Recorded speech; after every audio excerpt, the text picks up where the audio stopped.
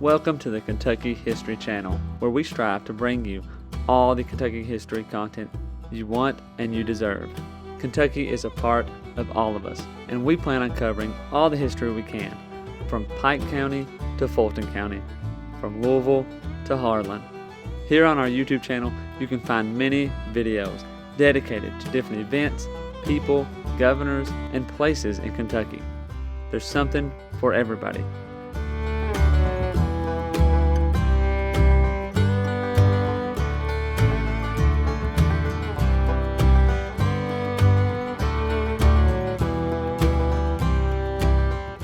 While you're here, if you like the channel, hit the subscribe button and the notification button so you get notified anytime new Kentucky history is available.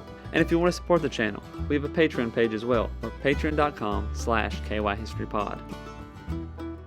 Welcome back to the Kentucky History Podcast. I'm your host, Jameson Cable, and we got some great Kentucky history to talk about today. And we have a special guest. We're pleased to welcome Richard Quire. He's the Vice President of the Kentucky Society, Sons of the American Revolution. Mr. Quire, thank you for joining us. How are you doing? Living the dream, sir. Thank you so much for having me. Well, we're going to talk about something that a lot of history people probably run into, especially if you're looking into your ancestry and so forth, is SAR. And we're going to get into a bunch of those details and how people can join and so forth. But first, tell us a little bit about your Kentucky connection and so forth. Sure. So I'm originally from Shelby County, from a little bitty town, Baghdad. I think a lot of people have heard of Baghdad, but maybe never been there. But that's where I'm from. I graduated high school in 1988 and went to the Army. Got out for a little while, went to college, went back in the Army, and then retired around 2012. Came back to Franklin County and then wound up in Anderson County, of all places, down the beautiful Beaver Lake down here. So I'm a Kentucky boy from the Commonwealth through and through. So that's how I started here, and I reckon they'll probably sprinkle my ashes on the lake out here. There you go. Well, that's great. Yeah. Well, we all have that good Kentucky connection, and like they say, every Kentuckian has a 1 foot headed back home if they're not there already. Um, Amen. so let's get into it a little bit. The Sons of American Revolution. What is that? Why should people join? What benefit is there to Sure. to? Well, Sons of the American Revolution, I guess you could call it a genealogical society because that's kind of the basis of anyone's membership. Is you have to be able to trace a direct bloodline to a Revolutionary War patriot, and that could be a patriot who actually fought for the Continental Army or a militia. It could be a patriot who took a loyalty oath. It could be a patriot who paid a tax. A lot of ways actually to qualify as a patriot, and doesn't necessarily have to be a man either. A lot of the frontier gals, they did a lot of the heavy lifting in those days too. And so if you can prove that they did one of those things, that would qualify you for membership. To be a compatriot. The key thing is being what you can prove. We get a lot of folks that they say, "Well, I believe I've got one. I've got a Revolutionary War ancestor." Mom, dad always said, yeah, I hear you. Um, it's not really what you think. It's not really what you believe. It's what you can prove." And so it can be a bit challenging for folks. We prove that through a lot of the old records, census records, birth and death certificates. Of course, those only go back so far. When you look at marriage certificates and wills, try to find pensions. There's a lot of pensions out there for Revolutionary War folks, and that's those are the documents you kind of got to get together to do that. But the reason why I think it's important, and I'll just give my own story as an example. I'm a military guy. I knew I was going to the military. That when I can remember realizing they pay you to be in the Army. Holy cow! So I was always a military historian. But I didn't really know my connections to the Revolutionary War era. So I was more of a Vietnam, Korea, World War II, stuff that kid could get hold of pretty easily, in the books and things. But then, after I retired from the Army, I just happened to log into Ancestry and I was looking for some Civil War, ancestors, and found some. And I thought, well, let's go back a little farther. And so I did. I went back a couple generations, and I see this little picture painting pop up of a guy with a tricorn, hat, which is pretty distinctive. Mm-hmm. I said, wait a minute, let's check this guy out. And sure enough, this guy turns out to be a Revolutionary War guy from Virginia, William Bond. And of all things, he wound up dying here in Anderson County in 1827. So, wow, holy cow, I'm home. I've got a Revolutionary War guy. So as I start getting my paperwork together on him, I said, Mm-hmm. let's jump around and look a little more on Ancestry and what I could find. And you start finding more of these patriots. They just kind of start falling out of the woodwork. But you do that, I think, for a couple reasons. At least it is for me. Number one, this organization combines a lot of things that I truly love. History, number one. Military history, number two. Uh, a sense of your connection to the American Revolution and the founding of our country. Three, and then what the organization does. The Sons of the American Revolution are we got a kind of a threefold mission. So we honor our patriot ancestors through encouraging patriotism, through community service, and then teaching current and future generations about the founding principles of our country. And we do that through various means, through providing some type of educational program at schools. We'll have these school days where we'll gather together a lot of folks like me and we'll put on demonstrations of early Revolutionary War technology, if you will, and flags and different things. We do flag presentations. We do grave markings. What's one of the big things we do is we try to find patriots that are buried around here and mark their graves officially. Again, kind of a living monument, a testament that if you have a connection to the Revolution right here in Kentucky, you don't have to go to Yorktown. You don't have to go to Cowpens. Those are beautiful, great places to go, and I highly Yeah. encourage it. But we're in Kentucky, and truthfully, I grew up as a kid. Most kids probably thought, man, I wish I was from someplace exciting like California or Texas or Florida or someplace, Mhm. beaches, that kind of thing. And then as I start to peel the onion on this, I realize, brother, you were born and live in Ground Central, one of the most exciting, dangerous, cool places to be from. And Mm-hmm.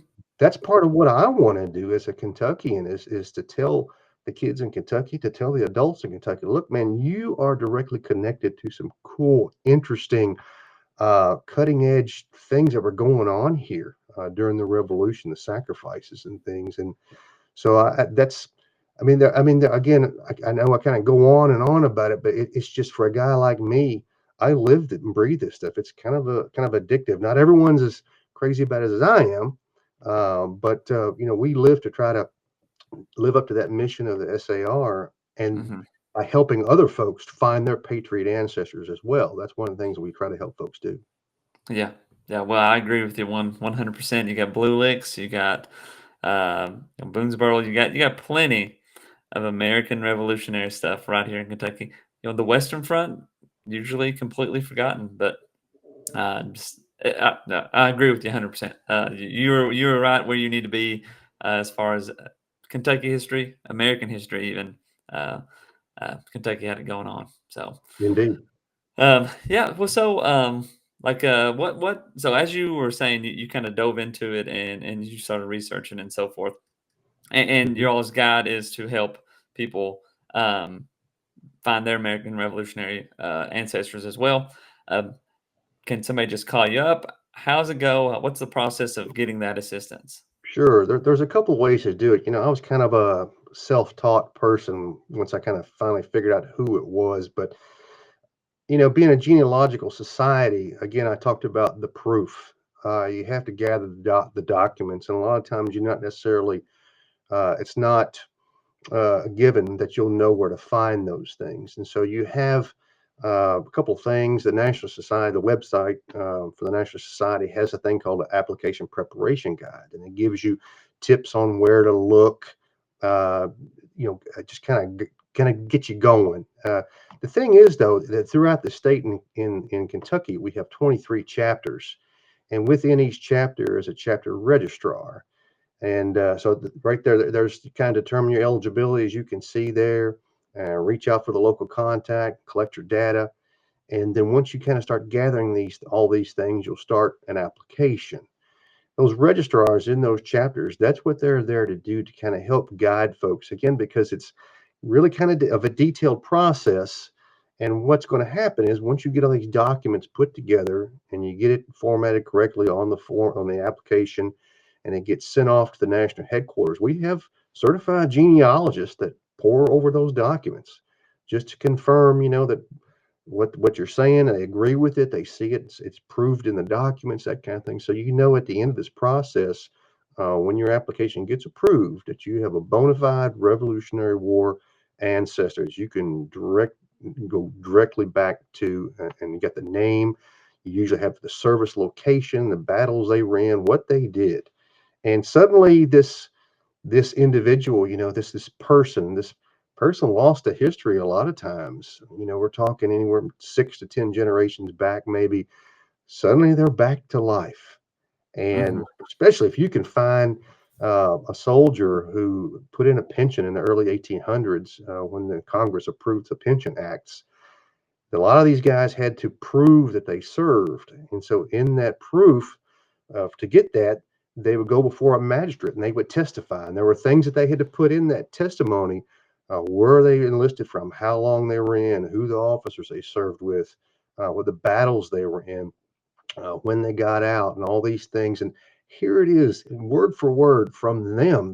They come back to life, and that's for a guy like me who helps other folks find some of their patriot ancestors. It's just the coolest thing when I can say, "Hey, we were looking for a guy, and I found a guy, and you're not going to believe this." One of my friends, uh, I just on a whim, so I'm going to look up this guy's information, and I got started essentially with his date of birth, his name, his parents and his grandparents' date of birth and date of death if they've already passed, and then the locations where, and that's usually enough to kind of get started to start that fill out that tree. But this fella, I went all the way back. I found this guy was a descendant of one of the George Washington's lifeguards. So this was, Oh. yeah, this was but for those who may not know, this was a particular unit of men that were selected to specifically protect George Washington. And I shared it with this guy. Man, you're not going to believe this, man. This is like being related to Elvis or something. And so but within the SAR. But anyway, but I enjoy helping folks do that. Obviously, of course, with the design, that they're going to join the society and help us, do some of the things that we do to all those parts of that mission I talked about. Hmm. Yeah, and the website has a lot of resources and stuff as well. I mean, just I'm looking at some of the articles here. Oh There's yeah, plenty just to dive into if you're just interested in history. It seems like there's plenty of stuff out there. Um, there's when we look at Kentucky, say besides the national thing in hmm Kentucky, what can people look or sure. see as far as what goes on in Kentucky? Yeah, yeah. Well, one of the big things that we do, you can find us on Facebook, the Kentucky Society of Sons of the American Revolution. We're on there. Most of our chapters have Facebook pages as well. We post a lot of the upcoming activities, the grave markings, and then our website, of course, is another place, a calendar of events. You can find the grave markings there. You can find about us, have the different chapters, and it'll have points of contact. So the chapter presidents, the chapter registrars, like I talked about, kind of give you an idea where they are. If you go over to compatriots, to drop down there, you'll see the chapters under the compatriots drop down. Uh, if we have guys and I'm one of those guys, I put on a uniform, depending on what I'm doing. I may be a militia guy, so I may just wear some frontier civilian clothes, or Hmm. if I've got a couple of patriot ancestors that I've traced to actual, uniform guys. And so you can put these things on and go these different events. I didn't know that if I would like that or not, but over time, it's become an obsession almost for me. But it's Hmm. living history. I'll do these school events where, again, I talked about a little before, and I do one of the things that I do is a flint and steel fire starting, which is amazingly old technology, but it's come full circle. I'll watch these fifth grade kids.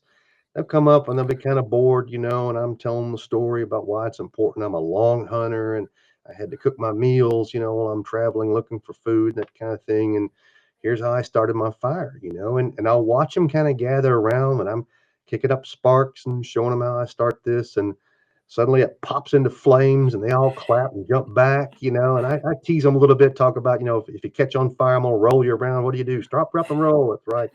But but it kind of demonstrates to these kids some of how hard life was. I mean, I am Hmm. sure insomnia was not much of a problem on the frontier in those days because every minute was dedicated to getting through the winter. Getting that Hmm. crop planted, getting it harvested, and you always had your flintlock close. You always had your tomahawks close, your hand axe. You were always watching for that kind of thing. It was just life on the frontier, and to kind of help explain that to the kids and then tie it in locally. We did something here in Anderson County for the first time last spring. We did Kaufman Station School Days. So we had I had some help with some of the elementary school teachers here who were instrumental, and we brought 350 kids in from Anderson County, and we had Flint and Steel Fire starting and multiple other stations where they rotated around. But we tied it to Mr. Kaufman, who was one of the earliest permanent settlers that came into what became Anderson County. And so we were able to, talk about him a little bit and who he was and why it's important to know that and some of the names because most of the folks, if they've been around Anderson County for a couple generations, they probably can trace themselves back to him and some of the other early settlers. And that ties that it Yeah. ties that connection, that modern connection with that historical person. And that's the thing I think a lot of kids and a lot of adults, frankly, they don't have that connection. They don't understand that they are part of that legacy. And I want to share that with them. Yeah, and yeah, I agree totally because here I'm in Stanford, or Lincoln County, and like, they got the fort that they've been Sure. reconstructing and so forth, and they've started it with, they started and COVID, of course, hit and kind of stopped, but having the reenactments there and having a school day where the students can come and visit the fort and so forth, but they do it on the date of the actual siege, and depending on how school goes, like they use a cutting edge, like right there at the last day. Like it's that Saturday, Friday, and Saturday, and sometimes school is ended before that day. Yes. Um, but Yes. it's really good. I agree. Like getting that local connection is key. And you can walk around Stanford and probably find people who don't know who Benjamin Logan is, and I mean, you're sitting there thinking, how do you not know? This is the person who started all this. Right. Yeah. Right. So that's good. Yeah. And go Yeah. ahead. No, we've been to Stanford a couple of times. Logan's Fort, enjoyed that. You go over to Painted Stone in Shelby County. We've done that one a couple of times. Get to Harrodsburg, of course, and then of course Boonesboro. But again, you don't have to have one of those places, one of those forts still around, like with the Kaufman No. Station. Yeah. I mean, the stations were everywhere. Just the Yeah. fortified They were. cabins, and so Yeah. you find that history. And if there's a county out there that wants to have something like that in their county, if we have some educators that are interested in putting that on, hey, we will muster the forces and we'll be there and do that for them as well. They just got to get a hold of us and show some interest, and we'll come down there and do that for them as well. Yeah, we had a presenter, and the guy's name left me. You probably know him, but he wrote a book about early frontiers living, and he came to school and just, I mean, showed all the different tools and stuff that they had, and I mean, the kids are like, "What's that? What's this?" And they're like, "That's how they make candles." Well, their minds blown. It's like, yeah, it was not easy. Life was not Yeah, easy.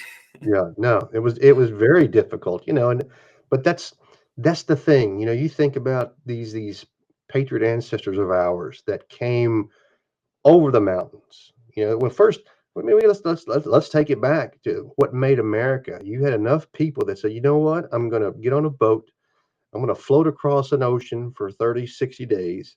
I may die on the way there. I may die of disease. I may crash. And then once I get there, I don't know what I'm going to do. I'm going to never see my family again, but I'm going to go, and I hear there's a chance to have land, and I'm going to go. And if I don't make it, I'll at least die trying. And so even then, the folks on the coast, they said, well, this is great and all, but, the king is really kind of cramping our style here. Let's, let's cross the mountains. Let's face the bears and the wolves and the Native Americans. And, they didn't want us there. And even the crown was not happy about it. And again, the Kentuckians of today have such a rich birthright, for the things that these folks did for us, and just looking at that and appreciating that. And then again, I talked about finding the names and bringing these people back to life. I tell you, one of the latest ones I'm working on for myself is a guy named Patrick Jordan. And I Mm. got to digging in some of the records. In fact, when I met you down at the library down there in Mercer County, Uh-huh. that's who I was doing the research on. I found the name of this guy, Patrick Jordan. So I started looking, and I find his name on some historical documents, 1786 in Harrodsburg, petitioning Virginia, rather, asking for a charter for the city, the town of Harrodsburg, to be an official town. I said, okay, 1786. And so I get to looking at Collins's History of Kentucky, the different volumes. His name is in there as coming with of Floyd as one of the early surveyors in Yep. 1775. Then I find his name in some. He's all over the place, and so he's in the area early. I'm like, okay, so this guy's all over the place because I'm keep looking. I find his name in court cases in the late 1700s, early 1800s, where he's being deposed because he was a surveyor and knew where a lot of these lands were laid out, and who owned what and who claimed what. So he's being questioned by Ben Logan in a court case in Shelby County. He's giving testimony there. Yeah. I find in Bourbon County, he's providing testimony for a case that they transferred to Fayette County, where he says he was at Boonesboro in 76, and he makes a point to talk about the Buffalo Roads versus the Hunter's Trace. He says they were called Buffalo Roads. They weren't a Buffalo Trace, they were a road. The traces were for hunters, something small. And I find it just so interesting. He made an effort to point that out. And then he's telling another story about when were you first in Bourbon County? Well, I first came into Kentucky, then I fell in with George Rogers Clark and this party of guys. Like, Mhm. holy cow, you're with George Rogers Clark. So again, he comes to life. Yeah. And then I find him in another court case in Harrodsburg, where his brother Garrett, who was also in the area as part of one of the early surveyors, he goes before the court and asks him to be his lawful heir because Garrett was killed in the Battle of Monmouth Mhm. as a soldier of the Revolution, and he gets granted to be his lawful heir. So I start to research on Garrett, and sure enough, from Pennsylvania, has a killed in action Garrett Jordan. And so, again, these guys, these names have come back to life. They're real Yeah. again. And that's what I want to do. I want to share the story. I want to honor their service. And that's available out there for so many folks if they just take the time to look. Yeah. I mean, he sounds like a rock star, or at least a very important groupie, you know?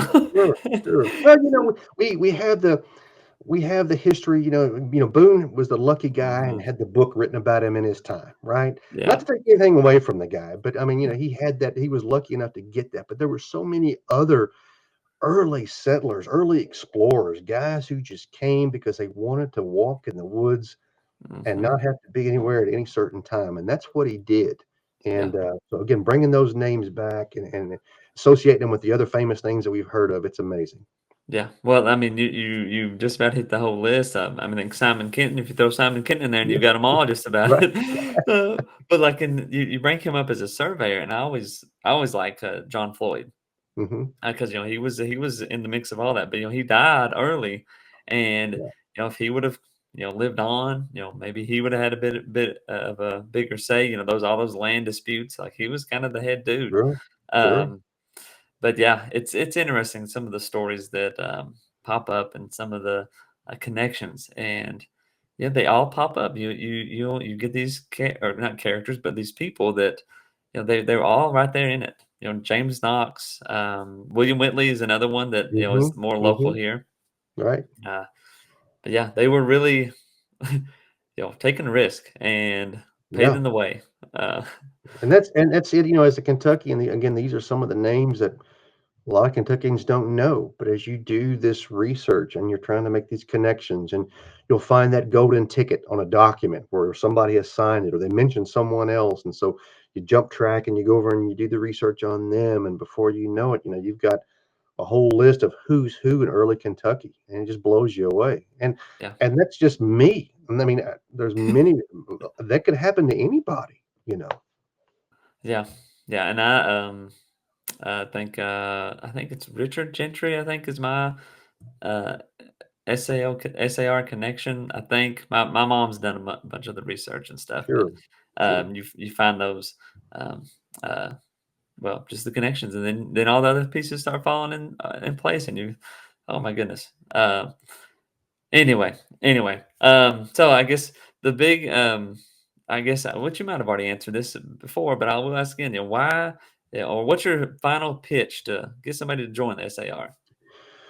Well, I think for me as a retired Army officer, is what I consider a red-blooded American. I grew up in the '70s and '80s, and I remember how, at least how the country was then. And I think a lot of times, because if we don't know our history, we become, I guess, what I would say is like a boat unmoored, just floating Hmm. around, depending on how the water wants to carry it. And I think that's dangerous in our time. We need to know our history, good and bad, for sure. Not Hmm. deny anything, but if we're going to learn from the history, we have to know our history. And if we don't have a history, then it can be handed to us whether it's true or not. How, Yeah. how can you how can you judge that? How can you have an opinion on it if someone's just handing it to you?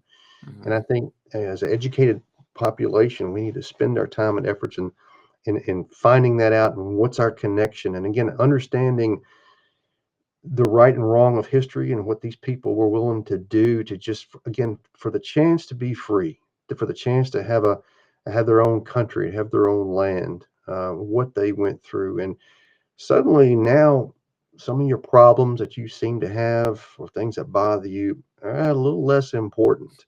Yeah. And as Americans, I think that's what can unite us, is this united struggle uh, in our history, and we need that now because again, if we don't fill it with our own history, it'll be filled for us, and maybe with Mhm. things that are not as beneficial for us. Yeah, yeah. Well, very true. And I want to show the Kentucky website here one more time, just Yeah, pointing out some of the things. I mean, you can, a lot of good information here to research, and of course on Facebook and as well, you can look at that. But you can't forget the Battle of Blue Licks. I mean, this is a yeah, massive Revolutionary War battle. yeah, Uh, and if you are on the homepage, you scroll down here to the very end, and it says, if you're interested in becoming a member, right there, click right there at the bottom, and then it yep, takes you right to it does. the national website as well, um, and get you started. So, Yeah, um, I would like to add, we are closing in on the anniversary, 250th anniversary of the signing of the Declaration of Independence, that is. And one thing we've seen in the society and nationwide is folks are kind of coming around to that again and starting to be interested in that again. And so people are putting together their applications because they're looking for societies like ours. And so that application, right now, the turnaround time for an application is about 4 months for that wow, for that to go to Louisville, which is the national headquarters, by the way. We're fortunate enough to have that here in Louisville, oh, awesome, and they're working go on. Kentucky. Yeah, that's right, and they are working on a world-class, learning center and library down there at the national headquarters. It's amazing. I was just down there week before last, taking a tour of some of the things that they're doing and some of the plans that they have. I mean, they have real, artifacts, that kind of thing, a host of that. They're gonna show a lot of interactive stuff. It's gonna be an amazing research facility again. And those applications, though, as people are joining up, it's kind of the backlog is increasing. So if anyone's interested, I certainly would encourage them to reach out to the local chapter, to the state and Mhm, national, to get this process started. I mean, they can contact me directly. I'm also the state membership chairman, so I mhm. certainly would be glad to hear from anyone who is interested in joining. Yeah, well, I mean, sounds like a lot of good stuff going on, and yeah, another big nod to Kentucky, being the center of the action, right? Yes, sir. Yes, sir. Well, before we wrap up, let's what's how can people get a hold of you, contact you with any questions they may have? Sure. So I'll give you my email address. You can email me directly. It's KY Patriot Son at gmail.com. So KY patriots son, SON, at gmail.com, all lowercase, no spacing. They can email me directly, and if you have any questions, I can point you in the right direction and help you get started. Again, can be kind of a tedious process, but it's detailed, and we have multiple people across the state willing to help, and we'll take anybody who's interested. Again, that wants to join the society, we'll help them find those patriots. Yeah, and it's well worth the tediousness that it might be. A lot of benefits, a lot of good stuff, and especially if you like history, and even if you said, like you said, history, military, Kentucky, you got it all right here. So, Indeed, indeed. encourage people to go, dig deep, dig into your genealogy, and find those people and become a member because that's what I'm working on. uh, Right. yeah. So, well, anything else before we go? No, I think we've covered most of it. Again, with this anniversary coming up, I mean, I think folks are going to want to be part of that, and you're going to want to know who your patriot was. So when you're at work and someone says, "Oh, did you see that thing on, PBS is coming up with a great," I think the Ken Burns guy, he's making a PBS series about the Revolution. So that's going to be a big topic, and Mhm. folks are going to say, "Well, I wonder who my guy is." Well, I tell Mhm. you, if you reach out now and get that ball rolling, we can help you find that guy and maybe the half a dozen other guys that are out there. Because if we're going back 10 generations, just quickly, I'll say, you think exponentially, two parents, four grandparents, eight, we're talking potentially Oh yeah, 250 folks back there could be eligible to be patriots. So we'd love to help you find them. yeah. Well, um, Um, Richard, I really appreciate you coming on here and talking to us about this. I think it's a great opportunity for people to really get involved, especially with their own genealogy, but history as well. But thanks for coming on and talking to us about that. And thank you, everybody, for listening. And we'll see you next time. Thank you. Welcome to the Kentucky History Channel, where we strive to bring you all the Kentucky history content you want and you deserve. Kentucky is a part of all of us, and we plan on covering all the history we can, from Pike County to Fulton County, from Louisville to Harlan. Here on our YouTube channel, you can find many videos dedicated to different events, people, governors, and places in Kentucky. There's something for everybody.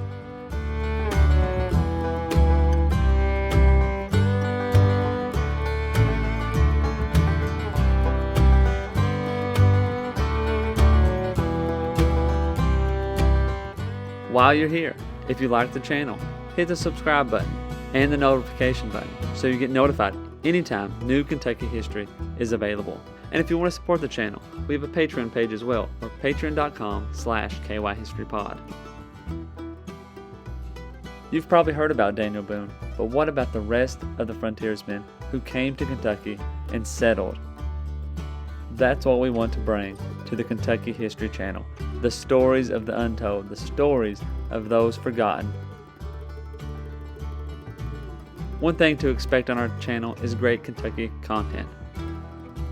Some stories that you've never heard of. The Night Riders, who began in western Kentucky. Bloody Monday, the riots in Louisville.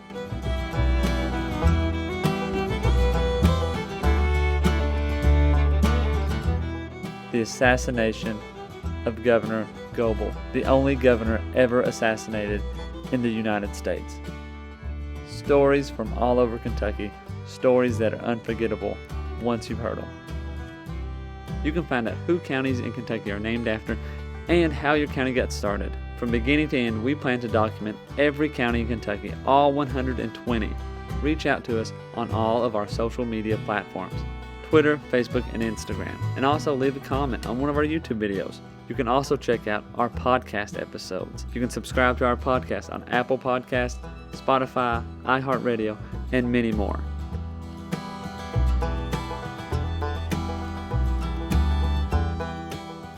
We're always seeking to find more Kentucky history so we can bring it to you. The viewers, the listeners, we want all the stories and all the events from Kentucky's great history to be told and shared everywhere.